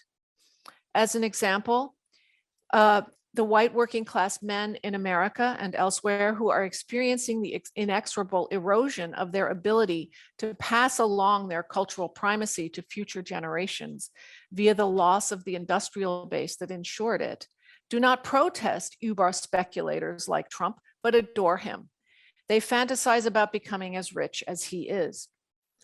But these figures are also imagined to be able to, as Pina says, secure viable existential conditions for the group, thus aligning them with the maternal function. The longing for a loss-proof figure with their, as Winnicott would say, primary maternal preoccupation can provide the perfect nurturance that is always already missing in the capitalist context, and pretty much ever, is so urgent that this need to have such a preoccupation with ourselves that can truly nurture us is so urgent that it allows us to overlook the fact that these powerful figures have zero preoccupation with anyone but themselves. So with that, I will ask for questions, discussion, thoughts from the people present here and on Zoom. And do we have a microphone for people to use? So please, if you have a comment, we will bring the microphone to you. Hello. I would like just first to say thanks, because I think that it's very important now to talk about such things. And I'm really thinking that this work of Freud is really very important. First, of course, to talk about some processes, social processes, but also I would like to draw attention that it's the first work maybe where Freud is talking about social reality, yeah, inside. So some kind of inner sociality of us like a human being. And I think now it's a very interesting topic, because we know that we are living in the world of propaganda, yeah? And of course, with this big data, which today some examples and very interesting, some things were presented, it's completely changed whole situation. Now 400 kilometers from here, we have war. Where first, I think in history, participants from both sides, not just really fighting, bombing each other, yeah, mostly Russia, but also have fighting in social networking. Yeah, if you can read it, yeah, you can see that these people, they can have discussions in the internet, and it's very strange. And it's first time, I think, in life, I don't know, when also everything is filmed, because everybody has now phone, yeah? Smartphone, Apple. Yeah? So I would just like to say some comment about that, like psychoanalysts, we shouldn't forget maybe about also inner processes, because inside we have all some kind of possibilities, some kind of things which make us really it's making possible to take part in these processes. I mean that that it is some kind of destructiveness inside us, which have danger. It is danger existing always to be in such, I don't know, like say totalitarian type of thinking or something like this. And of course, for me, very interesting to have this discussion about what is changes about this, the other in digital, these networks, what kind of this temptation and danger I think is bigger. No, it's my opinion, because people are really losing themselves. And of course, maybe it's more making them, because it's like perversion. We are all in long time sitting in social nets. I think having this feeling that it's a little bit something perversive existing this moment. But perversion, it's first of all losing some feeling of truth. So maybe this is for me in social contexts now is very important. Yeah. So thank you very much, and maybe some kind of other opinions also would be nice to hear. It'd be nice if you could tell your name and where you're located. Everybody, I don't know everybody. Okay. Yes. Yes, I lost myself. My name is Valeria Kratochwil. I'm from Vienna. I'm social philosopher and psychoanalytical therapist. Do you have comments on the comment? No. Let's gather. A few. Yes, let's gather a few questions. comments, and I love the idea of identifying yourself. Thank you. Start with identifying myself. And hi, I'm Amanda Holmes. I'm teaching at the University of Applied Arts, Vienna. I'm American, but living in Vienna now. And I was really struck by this idea of the losslessness of the digital age, and curious of how this echoes or relates to the idea that anxiety is not without an object. There's something about the doubling back of loss, that what we lose is loss itself, that made me think of Lacan's formulation of anxiety. So I'm curious what the relation is there. But also in picking up with how Jan ended his talk, if we could maybe come back to the way that Ulrike Mai's lecture yesterday ended, which was basically just this question of, well, what do we mean by identification? Really, what is it? What are the libidinal processes, according to Freud, that drive identification? And is it maybe, I don't know, something in the way that he talks about it in Amassing psychology? Is there a kind of answer that we get that helps us to think about and underscore the importance of sort of loneliness, or sort of dwelling with absence, or I think the constitutive, how did you put it? The constitutive destitution of the subject, that this really being at the center of the ability to identify at all. So I guess there's almost this coming back to, there's this sort of critique of identification in the logic of the group in the way that you've talked about, but that critique comes from a place of saying, well, we have to also critique that in order to be able to identify more authentically, or something like that. So I don't know, it's just a sort of collection of associations, but thanks. I know that we're gathering, but there's a lot already on the floor. So perhaps if we have some reactions at this point, that would be great. I'll answer briefly about anxiety, loss, and losslessness. Now, in psychoanalysis, absence, not only in psychoanalysis, has addressed it in many ways, developmentally, in psychic functioning.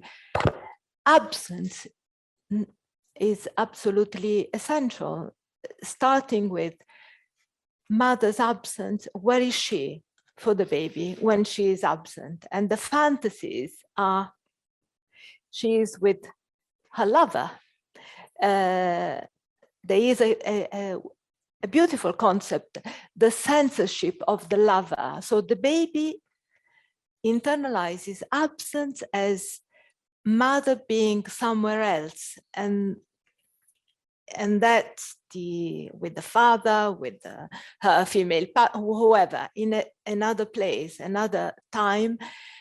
Therefore, the baby is not the object that fulfills a desire, and that is essential for psychic development. Now, what can happen can go wrong is that absence, which Bion beautifully described as no thing, can become nothing, which solicits primitive anxieties that Winnicott is a master in addressing that. But if everything goes well, with an adult patient in analysis,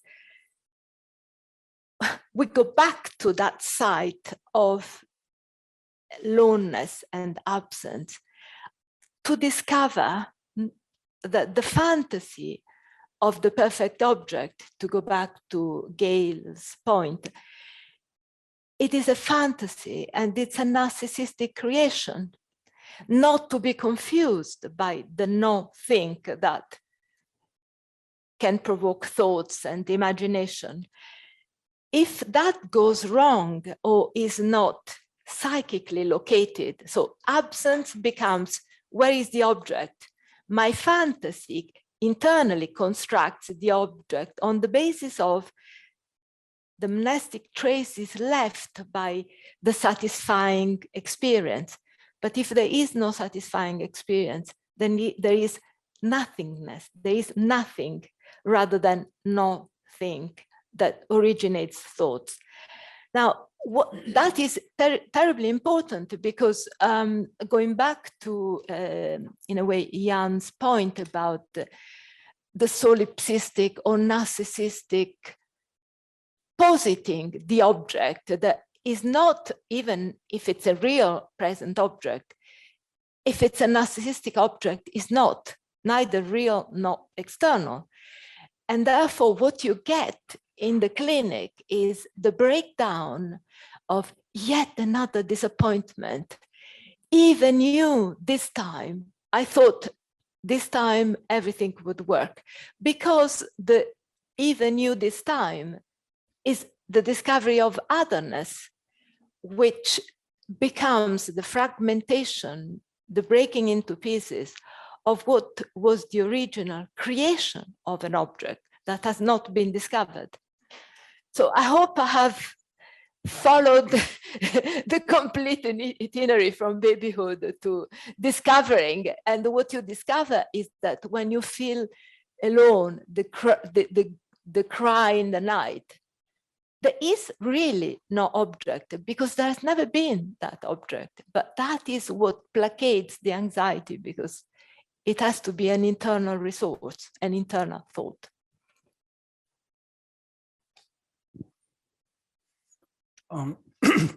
There is one of Rihanna. Thank you. Thanks. I'm Ranjana Khanna. I teach at Duke University. I'm going to be speaking later on this evening. The mic doesn't seem to be working. No.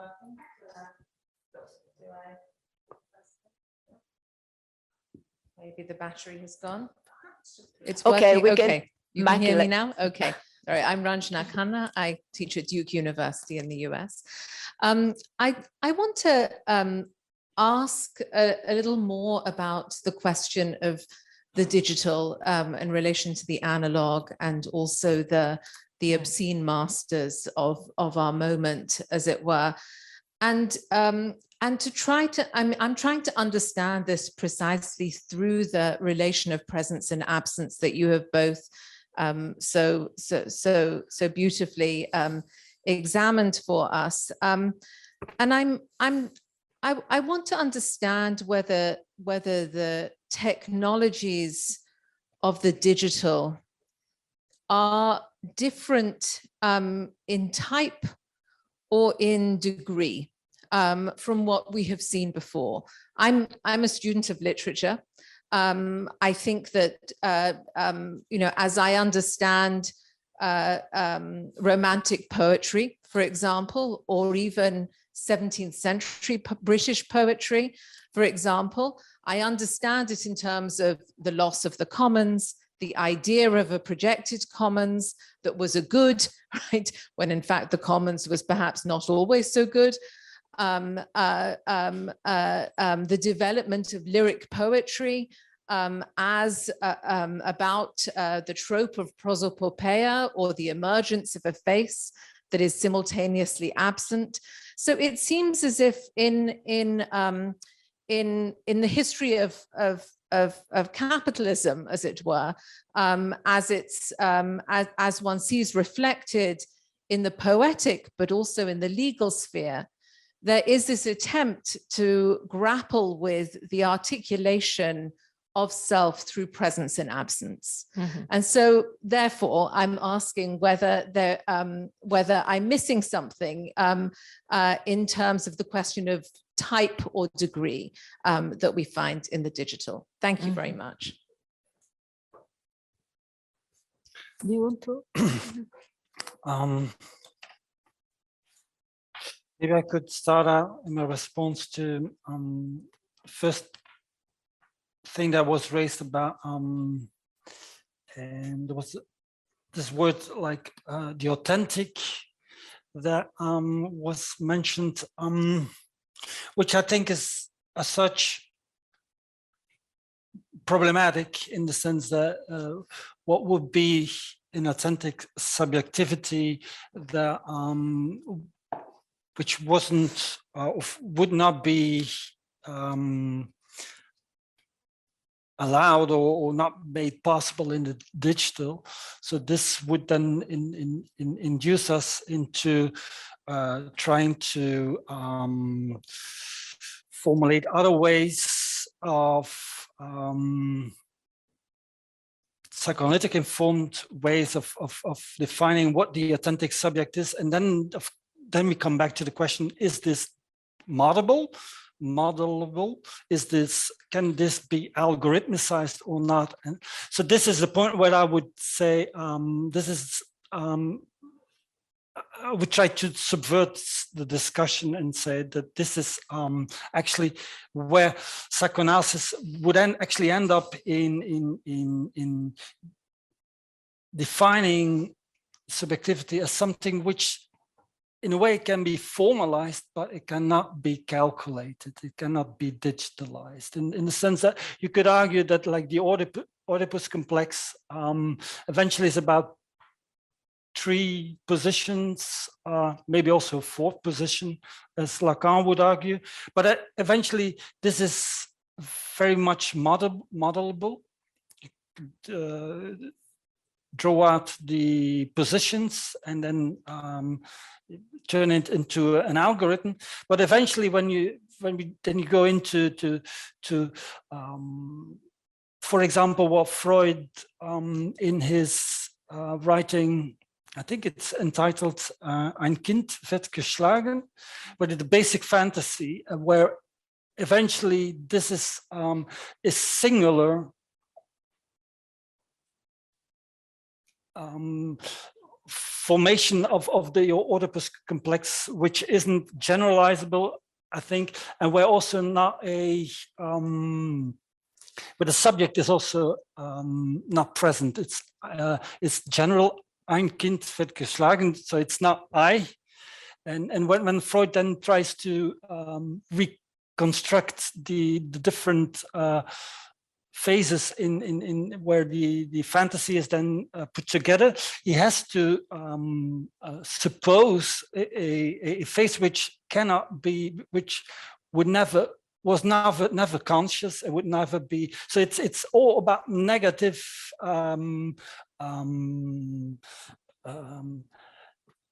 Almost virtual ways of trying to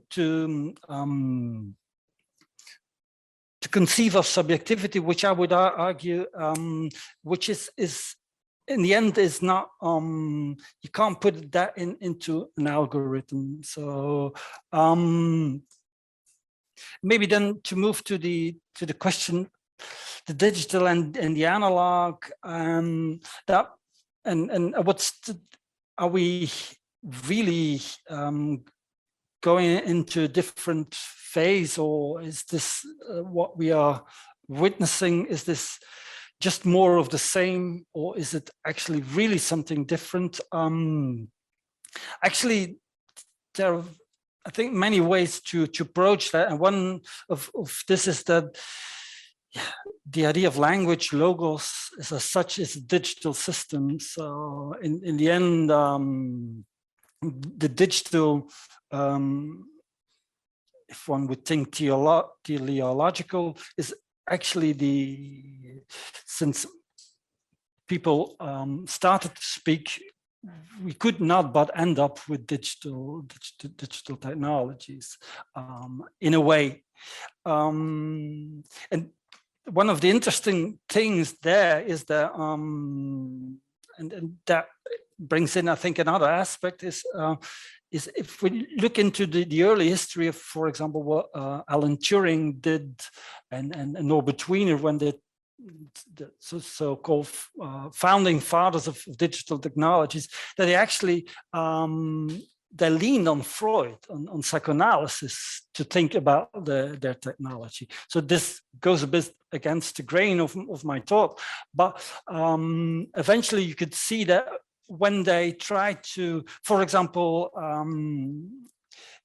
even Turing says you can't say what human thinking is about. So let's devise a machine that can pose as if it could think. So he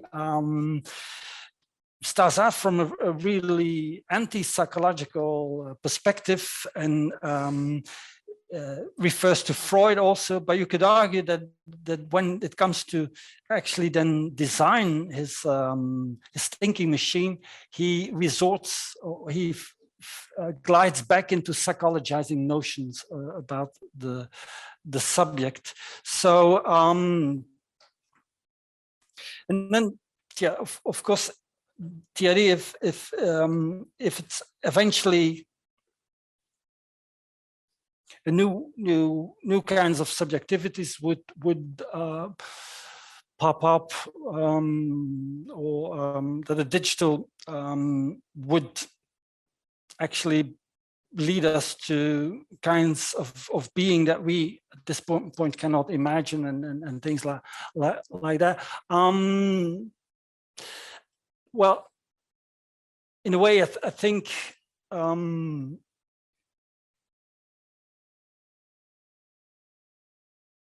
first of all, that thing that I always say is that technology is not neutral. It's filled with ideology, and as said, with psychology. So the production of new subjectivities would not be something which would come out of the blue or something. So it's historical, it can be criticized, and so it's in need of critique.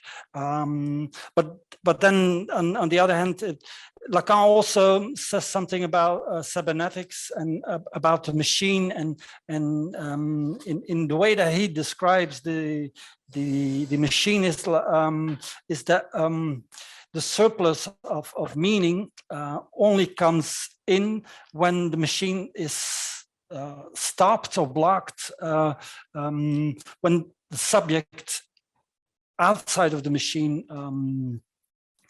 performs something, which is then, if the eventual outcome of today's ways of technological developments, which are actually trying to get the subject which actually was outside of the machine to place them in the machine. So this is where I think Digitalization tries to bring in subjectivity within. This is where the distance disappears, where, for example, screens will disappear.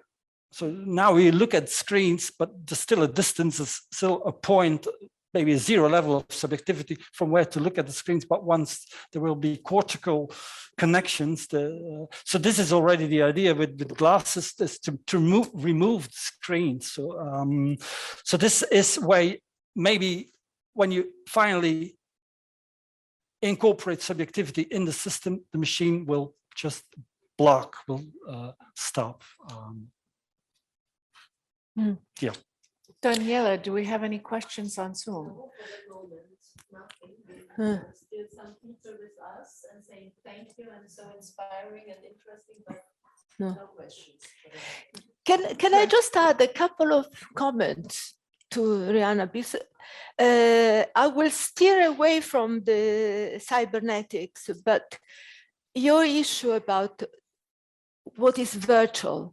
This is a bit I edited from my paper, but Freud in chapter 7 of metapsychology, of the interpretation of dreams, the metapsychological chapter, he actually says virtual is the quality of psychic life, and there is no, he criticizes localization, so you can't see that in the brain, neither can you do with neuroimaging as today. So virtual being a property of psychic life, and he uses the metaphor of a telescope.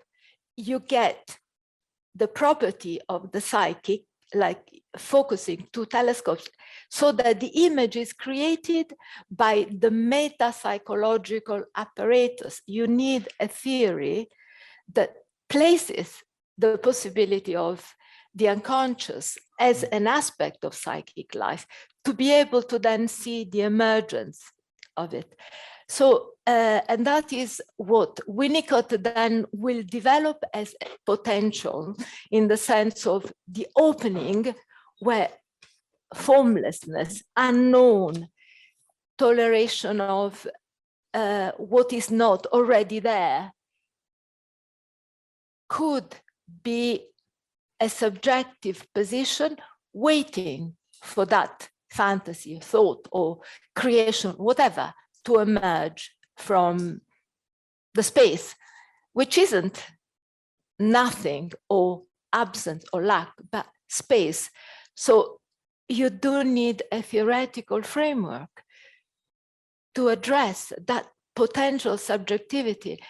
What happens today, and I hear this all the time with young adults, especially the ones that go all over the world, they have a failure or disappointment in love, whatever, they uproot and they go to the Sahara Desert or whatever, and begin all over again. And they often they say, fake it until I make it. That is such a powerful, almost, how can I say, it's gospel for them. So it makes me think that the news, the fake news, or the image is actually hyper real. The problem is not that it's absent enough until it is created, but it's already given. It's saturated to the point that he or she will have to adapt to that, fake it until you make it. So if you think about it, the movement is towards the adherence to that fake creation that someone somewhere has created in a saturated format. This is from the clinic, my reflection, but from the clinic. Thank you very much, Pina. That's I fake it till you make it is a very present concept in my world as well. But we have one more question from Musafar Mizam on Zoom, and we will let this be our last question for today. Hi, Musafar. He's a colleague from London. Wonderful. So the question is, digital technologies are redefining the concepts of identity, self, and the idea of local space. Being located in the narrow space of a particular geography, an individual's digital space has made her detached from the local. So isn't this tension between the local and the digital space, doesn't that lead to alienation? So we're talking about the tension between the physically, I assume, local geographical space or place and the digital space that's not located in a geographical place. If you could comment on this tension, that would be great. Well, of course there is tension, but so is there tension in every subjective experience, isn't there? And so is there alienation. I think that that's where the concept of subjectivities inside the subject, of symbolic pluralities, help to, let's say, counteract the sense of alienation. And that sense of alienation can potentially become enriching. I mean, you know, speaking from my personal experience, I was asked to be part of a team of the colleagues of the British Psychoanalytic Society that contributed to teaching on the candidate programs in Adelaide, Australia. I'll spare you the details. That was 10 years ago, after a sleepless night in which I had nightmares about the technology going wrong.